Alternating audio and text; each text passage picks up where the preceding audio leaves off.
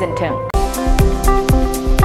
गाव गावनि देहाखौ गोग्गो आरो गोख्रों खालामनो गोसो गुदुं लाइमोन एबा सुबुंफोरनि थाखाय मोजां खौरां। क'क्राझार सोहोरनि खोदोमथलायाव लानानै फैदों फिट सिटी मुंनि मोनसे जिम सेन्टार।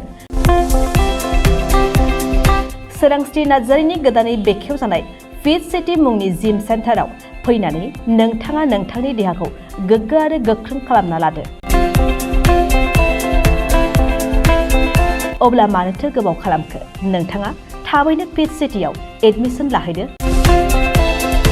आबुंसिनै मिन्थिनो थाखाय 7896710934 नङाब्ला 9706677961 मबाइल नाम्बाराव कल खालामनो हागोन।